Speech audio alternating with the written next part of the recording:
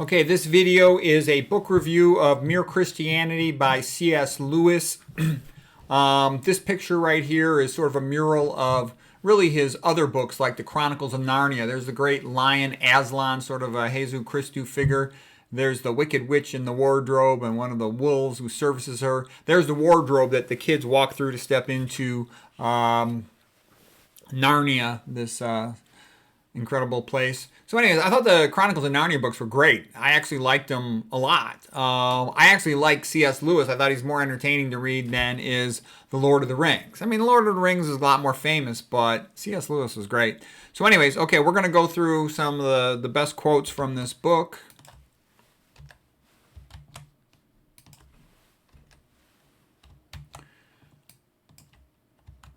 C.S. Lewis, I'm supposed to advance a page here. Let's see, this should advance me a page. Maybe this will do it.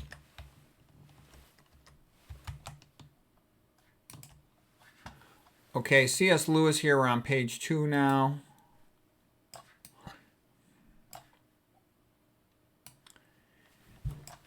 He said, "Is Jesus Lord, liar, or lunatic?" That's sort of what Mere Christianity was about, coming to terms with that. C.S. Lewis, like many other great writers and genius thinkers, was homeschooled. Okay, that very often is the case when he was young. But his mother died when he was only 9 years old, very sad. And his father sent him off to a boarding school, which he hated. And he was super lonely. That's another thing that gets a person to read a lot. I know what that's like. He was from Northern Ireland, Belfast, and he actually was a Protestant. He lived from 1898 to 1963. His two most famous books were Chronicles of Narnia and Mere Christianity, but he wrote a whole bunch of other books. My father used to read them a lot when I was young, and that kind of got me started reading them when I was young. There's some good courses about him at Wondrum and the teaching company courses about him, his life. And I read a couple other books about his organization called the Inklings. Anyways, after boarding school, by the way, his teachers, when he went to high school, they said that he was incredible for how much he read. The teacher said they never saw a kid ever read as much as he did. He went through a phase when he was a teenager, early 20s, when he was an atheist. Then he sort of went to the theist phase, that there is a God, but we don't know what his influence is on humans, to then becoming a Christian. He went and fought in World War I, was wounded, but made a good recovery, went to Oxford, and he then eventually became a professor of English literature at Oxford, and he was the chair of the medieval and Renaissance literature at Cambridge. They never gave him a full professorship. You know, Irish guys always get screwed. He was good friends with J.R. Tolkien, and I'll talk about that in a moment. Here's a quote from C.S. Lewis. "Very often, the only way to get equality in reality is to start behaving as if you had it already." And that's kind of like Goethe's quote, that give people the benefit of the doubt, and they're more likely to grow into what you expect of them. And Goethe also said a person has to think higher of themselves than they actually deserve to before they can get to be where they want to be. So yeah, it's all kind of positive mental attitude, and you grow into your aspiration if you keep working hard. Okay, C.S. Lewis. Basic quotes about success here. "The only people who achieve much are those who want knowledge so badly they seek it when the conditions are unfavorable." Favorable conditions never come. Like I said, you got to read in your bathroom. You got to listen to audiobooks in the car, or you're never going to have enough time to read as much as you want. And even then, you're going to wish you had more time to read. C.S. Lewis. "I believe in Christianity as I believe the sun has risen, not only because I see it, but because by it I see everything else." Yeah, it gives you a way to perceive the world. And, you know, that's one of the reasons, too, why I was so inspired by Christianity, because I see all the best artists, not all of them, but the vast majority of them, they're all Christian, okay? The ones who made the best paintings, who wrote the best books, who did the best architecture, and who did so many other great things. It's very inspiring and energizing. Michelangelo, the best artist, the best composers, Bach, Beethoven, Mozart, Chopin, etc. Okay, C.S. Lewis. "It is the liberal arts, not vocational training, that preserves civilization by producing reasonable men and responsible citizens." Yeah, you learn how to talk. You learn how to articulate yourself. You learn the history of the world, and you learn how to recognize bullshit and, you know, unfair rulership at an earlier phase. Okay, let's see. They both liked Norse mythology, C.S. Lewis and J.R. Tolkien. Plus, they were part of a group called the Inklings. The Inklings were a group of English literature-related professors at Oxford in the early 1900s, and they met and would have all these conversations, and they would read each other's books, proofread each other's books, edit each other's books. CSL also started a club called the Socratic Club to debate topics. And it's great. You know, one of the things an intelligent person highly values is having a friend they could talk to. Because most people don't read much and you can't talk to them about all this literature stuff and books. But so many great ideas come from these conversations that it's wonderful to have a friend with similar interests. Okay, C.S.L. Lewis was a good debater. He actually really admired G.K. Chesterton. So G.K. Chesterton and Chester Bullock were two brilliant Christians of the early 1900s. They were Catholics. C.S. Lewis was a Protestant. By the way, Protestantism is sort of bleak, in my opinion, kind of barren compared to Christianity. They don't have as much appreciation for the saints or for the Virgin Mary or for art. They're a little bit Spartanish compared to the Catholics. I think the Catholics is more fun, but be that as it may, C.S. Lewis said that contraception was to Christianity what Balin's Dolores Stroke was to the kingdom of Pelham and turning it into a barren wasteland. So, yeah, and there's actually a lot of truth in that. When all the women went on the pill, stopped having babies, Christianity has really shrunk in its influence in society since then. Don't think that's an accident, okay? It's one of the reasons why the birth control pill is promoted so much. Get rid of all the Christians and, replace them with the open border. Okay, here's a good quote by C.S. Lewis. He says, Christians live in an enemy-occupied territory. The true Christian church is an underground movement. And there's a lot of truth in that, too, in the sense that a lot of the so-called organized church is bogus and infiltrated and fake versus people who really believe in Christianity. They really believe in it, okay? And they just feel it. I mean, it does so many wonderful things. Okay, here's a quote by Marcos. This Louis Marcos, he's the one who has a course about C.S. Lewis on the teaching courses and Wondrium. Same thing, the teaching company, DVD courses, audio CD courses. And he says, Marcos says, and this is in his course about C.S. Lewis, he said, communism says that equality is the highest goal, but it can only be achieved by killing the kulaks or whoever is the other scapegoat of the moment and taking the property away from most people. Yeah, so watch out for somebody pushing equality, because what they really want to do is smush everybody down into poverty, lowest common denominator, except the ruling party itself. So it's all bad.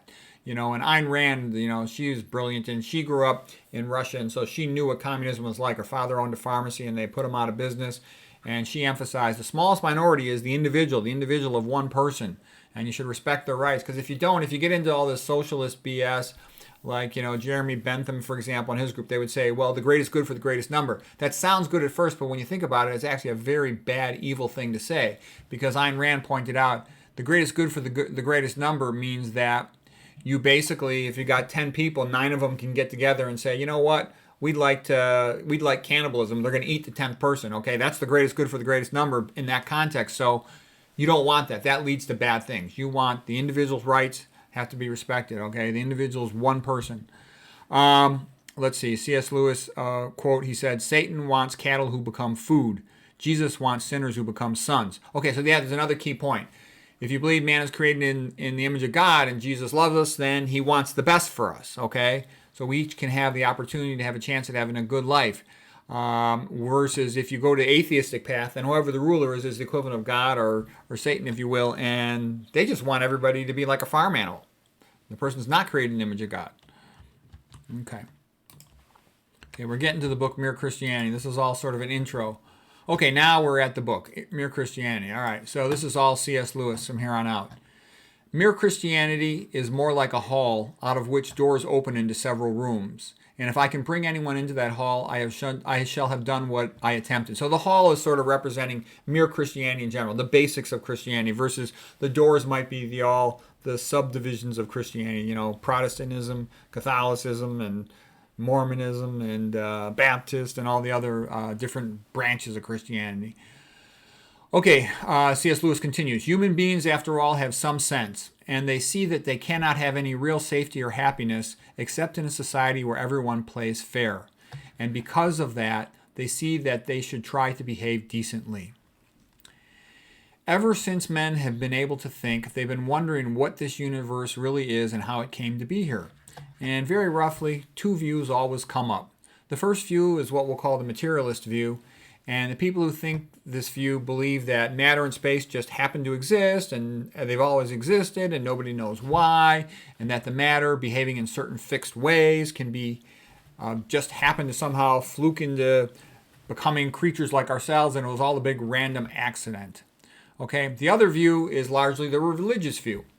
So that first view, by the way, would be the Darwinist view, the atheist Darwin view in modern terms. The other view is a religious view, and according to this, what is behind the universe is more like a mind than anything else we know. That is to say, it is conscious and it has purposes and prefers one thing to another. And on this view, it made the universe partly for purposes we do not know, but partly at any rate in order to produce creatures like itself. I mean creatures that have a mind. So that is the Christian view, the Bible view, okay, that mankind is created in the image of God. Okay, and C.S. Lewis continues, wherever there have been thinking men, both of these views turn up. Okay, and then now I'm just going ahead to some additional part of the book.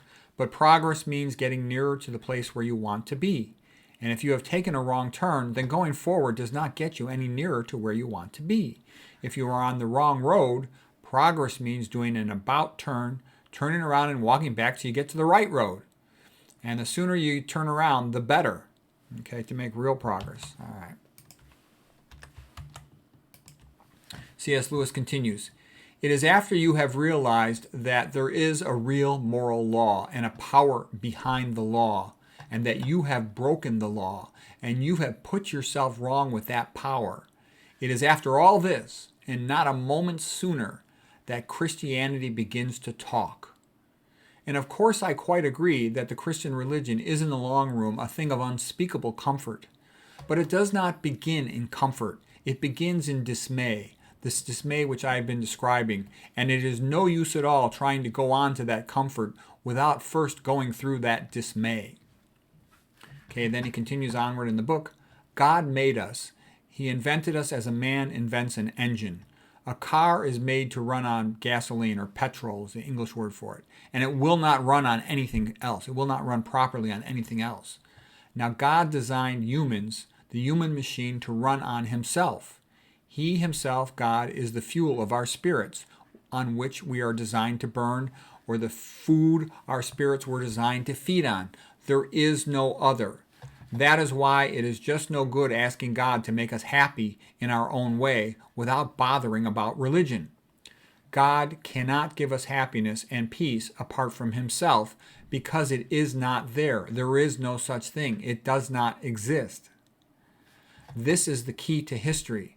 Terrific energy is expended. Civilizations are built up. Institutions are devised.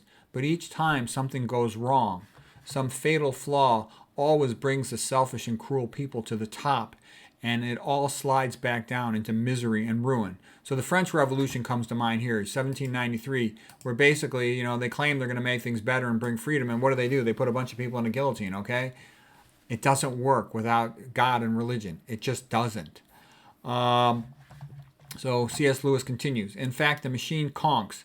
It seems to start up all right and runs a few yards or so, and then it breaks down. It's because they're running it the wrong stuff. This is what Satan has done to humans. Okay, C.S. Lewis continues. I'm trying thus to prevent anyone from saying a really foolish thing that people often say about God. They say, I'm ready to accept Jesus as a great moral teacher, but I don't accept his claim to be God. But that is one thing we must not say. A man who is merely a man and said the sort of things that Jesus said would not be a great moral teacher. He would be a lunatic on a level with the man who says he is a poached egg, or he would be a devil of hell. You must make your choice. Either this man was and is the Son of God, or else a madman, or something else, something worse. You can shut him up for a fool. You can spit on him and call him and kill him as a demon, or you can fall at his feet and call him Lord God. But let us not come with any patronizing nonsense about him being a great teacher. He has not left that option open to us. He did not intend to. Now it seems obvious to me that he was neither a lunatic nor a fiend, and consequently, however strange or terrifying or unlikely it may seem, I have to accept the view that he was and is God. Okay, then he continues, the central Christian belief is that Christ's death has somehow put us right with God and given us a fresh start. We are told that Christ was killed for us, that his death has washed our sins, and that by dying he disabled death itself. That is the formula. That is Christianity. That is what has to be believed. Again, Christianity asserts that every individual human being is going to live forever, and this must either be true or false. And immortality makes another difference, which, by the way, has a connection with the difference between totalitarianism and democracy. If individuals live only 70 years, then a state or a nation or a civilization, which might last for 1,000 years, is more important than the individual. Rome, by the way, is the only civilization that lasted 1,000 years, from the Republic, 500 BC to 500 AD. Okay, so C.S. Lewis continues. This immortality makes a big difference, because if Christianity is true, then the individual is not only more important, but incomparably more important, for he is everlasting, than the life of a state or a civilization, compared with the individual's immortality. The duration of a state or a civilization is only transitory, only for a moment. Okay, so that's some of the high points in C.S. Lewis' Mere Christianity. It's an entertaining book. I liked it. I read it and listened to the audio version of it. I think you'd enjoy it. And we don't need to go into all the way. This ties in with so much other philosophy, religious and historical, like the quotes of Fyodor Dostoevsky, that if there was no God, then everything is permitted, even cannibalism. It goes into the Fyodor Dostoevsky quotes about, if there was no such thing as immortality, that everything good on earth would dry up. Okay, and so atheism leads to all these bad problems. I've talked about that in lots of my other videos. So anyways, this is just, again, a sense of C.S. Lewis. I enjoyed his Chronicle of Narnia's books. I enjoyed the movies. I enjoyed the books about the Inklings, him and J.R. Tolkien and all the other English writers that used to meet at Oxford. It's all good, entertaining stuff, and their comparisons with G.K. Chesterton. So anyways, I hope you found this sort of interesting or useful.